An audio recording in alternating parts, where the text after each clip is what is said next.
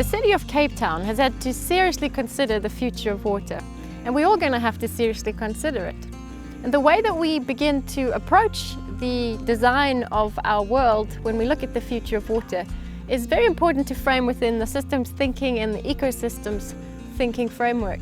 If we were to try and address the issue of the future of water in Cape Town, we know that the city has got diminishing water supplies. One of the options the city has explored is actually going to Antarctica to tow back an iceberg and melt it and have a greater supply of water available for the city, which you can imagine is quite ironic in a time when we are concerned about the melting of icebergs related to climate change. They've also explored things like desalination.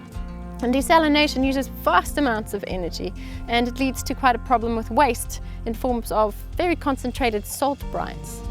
If we were to explore how would nature desalinate water, there are mangroves that are able to desalinate water using only the energy of the sun, very low energy systems, and also figuring out how to manage those salt brines in a way that really does fit within the ecosystem.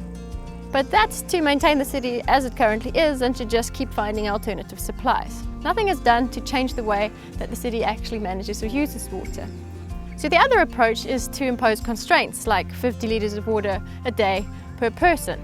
That's an efficiency option, and it's one of the lowest places in terms of leverage in the system to change the way we manage water. Another option would be to consider how we actually capture and store water. Obviously, the current paradigm within which the city manages water is to have centralized dams and then use those dams to supply everyone with water.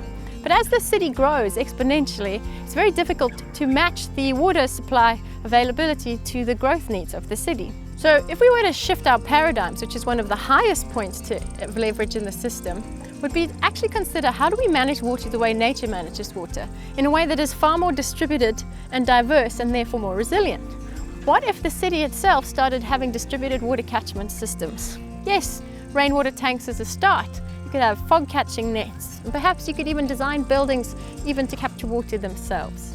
That's the starting point, because statistics show that 3 times more rain falls on the city of Cape Town each year than they actually need. The other critical concern is to think how we actually use water. There's an extraordinary amount of water that's being polluted, and if you look at the state of our rivers today, it's of grave concern for us that we actually are depleting the very scarce resource that we rely on. We could move towards how does nature manage sewage.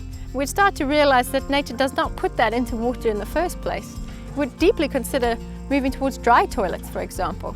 And some of the best buildings within first world cities are getting really high quality composting toilets. It seems like a strange idea, but really we pollute the water and then we have to spend a lot of energy cleaning it. Why don't we just eliminate that big problem in the first place? Or we could use less water, and there's some amazing biomimicry designs for using less water. The other option is to start cycling our water. Literally every time we use it, can we clean it and use it again? Now that's a great option, but then we have to have a shorter feedback loops to ourselves on how we actually using that water. And centralized water treatment systems don't work because it's just too much energy moving the water to them and back again. So we have to start having more distributed wastewater systems as well. So the ultimate paradigm shift really is to start to consider how do we not be a degenerative impact on our water systems and draw from the ecosystem services that nature provides, but how does the city itself become generous and provide its own water-based ecosystem services?